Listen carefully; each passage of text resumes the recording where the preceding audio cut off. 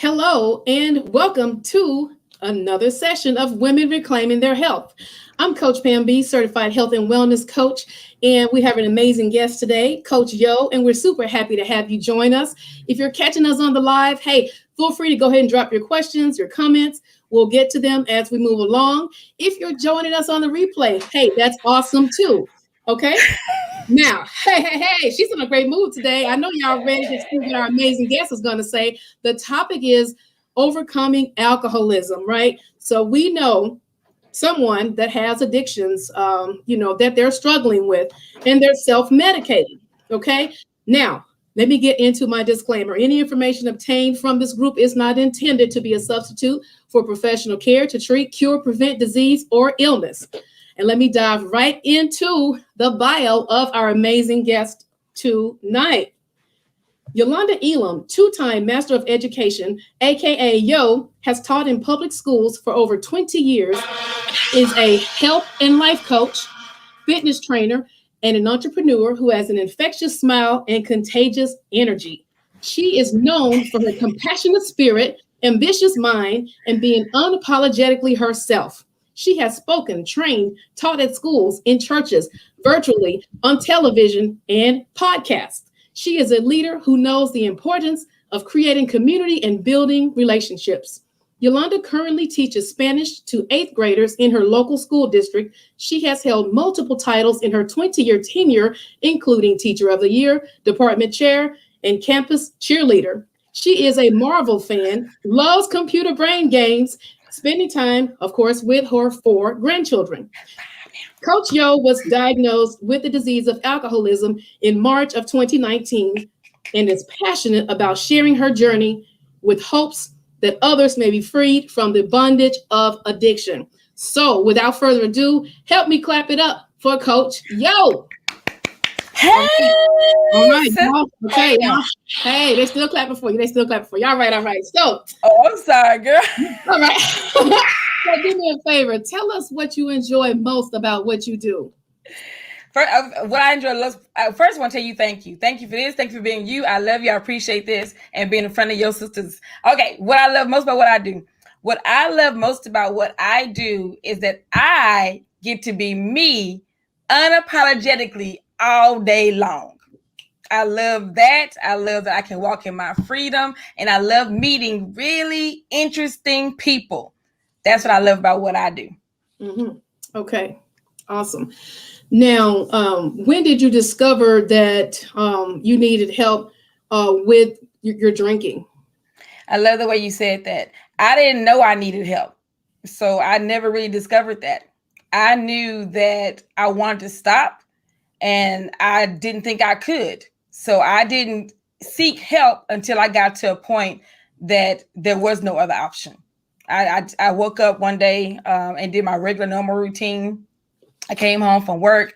I walked into the kitchen. I got my glass. I got my bottle. At the time, I was drinking Berger White Merlot, 14.5%. And I poured that glass, and I walked into my family room, sat the glass onto the table. And I was sitting there waiting for the TV show to start, which happened to be either Scandal or How to Get Away with Murder. I started having a conversation with a glass of wine. And as I'm talking to that glass of wine, just like I'm talking to you right now, I realized, one, that felt crazy. Like, I'm talking to a glass of wine and telling it how much I can't stand it, how much I didn't want it, how much I hate what it was doing to me. And I got to the point where I couldn't take the way I was feeling anymore. So I didn't know I needed help. I just know I didn't want to live. I didn't want to be around anymore. Mm-hmm. I knew that I wanted that to be my last day. So I drank all that bottle. I took about 25 anxiety med pills, and the rest of the bottle I had stashed in the kitchen with the hopes of not waking up that Friday morning. Wow. So I can't even say I realized I needed help until I reached that point that there was nothing else to do but to cry for it, because I survived that suicide attempt. So, yeah. Mm-hmm. So now with the drinking, the self-medicating, was it something, it was just your little secret? Did any of your close acquaintances, anyone in your family, friends, did anybody know that you had this challenge? No, nobody. I didn't know I had the challenge. I didn't realize I had an addiction until I checked myself into rehab. I was, just like the average woman I thought I was. I just drank. I drank because it was fun to do. I drank because it's what I did. I drank watching television. I would drink going out for happy hours. I would drink, when I go to friends' houses and stuff. It was just my lifestyle. It wasn't an addiction. I didn't know that's what I had. I didn't know it was a problem until, like I said, I hit that rock bottom with that suicide attempt. And I ended up in rehab, and I realized that I had an addiction and I had the disease of alcoholism. I didn't know it before then. Mm-hmm, mm-hmm. Okay. So now, of course, I'm super happy to see that you're able to help others, with their journey through coaching and education. And of course, we're in a pandemic. A lot of us, may be struggling with those secrets, that everyone just, may not know that we're struggling with. And people are turning to different things. So how can you show someone and guide them and direct them, to find a way out? For me, though, Pam, what it was is drinking wasn't my problem. The problem was I wasn't dealing with my emotions. I wasn't dealing with what was hurting me. I was in pain, and I was frustrated and angry and just sad. And drinking was my way of masking feeling those emotions. So I would say to somebody, if drinking is what you do, I'm not here to diagnose, like Miss Pam said, disclaimers. I'm not here to diagnose, but I do know that if you find yourself drinking or taking some sort of substance to mask a pain or to heighten an emotion that you think is positive, you might want to ask yourself the question, why? Because it became more of a habit for me. It didn't matter what day it was, whether it was a celebration or whether it was a morning session. I just drank because that's what I was doing. I didn't want to feel anything that was negative or that was, painful. Mm-hmm. Yeah, and I really do thank you for your transparency. I know it takes a lot out of you, to be able to share that. Now, I've seen you in action, Coach Yo. I have seen how you connect with the crowds, the virtual crowds right now. Okay, so and you're so natural. So is this something that comes easy for you? Because I hear how you tell your stories, you inject jokes, and you have your like theme days and all of that. Yeah. So have you always felt like hey, you're a natural comedian, or like since you became free, like this just kind of came out of you as a result of the new person that you're becoming? It's a little bit of both, really. Honestly, I've always been this girl. I was pep club president in high school. I was nominated most spirited female during the senior year. So I've always had this natural woohoo kind of energy. So I would say that's the natural side of it. But it wasn't until I got out of rehab and I realized that I had this addiction that I was able to start to look at all of me and truly love everything. It was one thing because I kept trying to be that girl, regardless of how I felt. I kept trying to be the woohoo, the yay, yo's always smiling, yo's always in a good mood. And half the time I was just angry and sad and frustrated on the inside. So in a way it was natural because but it became kind of a fake, because I felt I had to live up to being that person until I realized that with alcohol and I'm still who I am. I'm just now walking in it with the understanding that it's okay for me to still hurt and still be, yeah. Mm-hmm. Mm-hmm.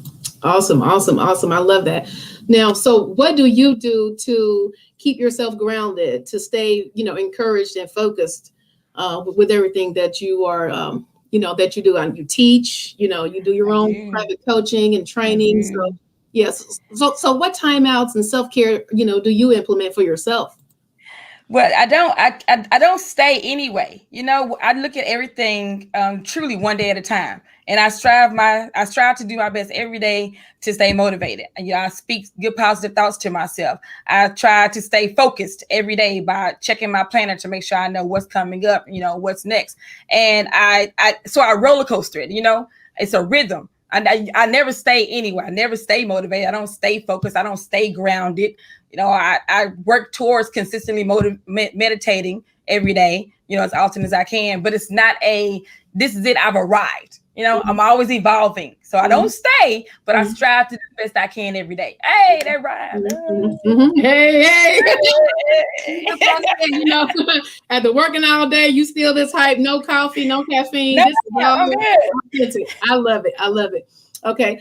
So are you working on anything right now? Do you have anything coming up that you would like to share, or any questions out there to the for the blogosphere people? Yes, I know you're working on getting out there more. I'm working on getting out to share my story on my struggle with alcoholism and how I got out of that bondage. And I'm also getting myself out there to work with women to empower them to become their authentic selves, work through that transformation to go from where you are to where you really want to be by accepting all of you. And I am launching my own podcast in 30 days. All right. I love that. Well, that's awesome. Thank you for sharing that. Now, I'll ask you for your contact information here in just a moment. Make sure you drop that down when we're done. So anybody wants to connect with you, or if you guys want to have her on, whatever work you're working on, there you go. She's already put it out there. She's ready. She's willing. So give us 3 ways that we can stay motivated right now in the health and wellness journey.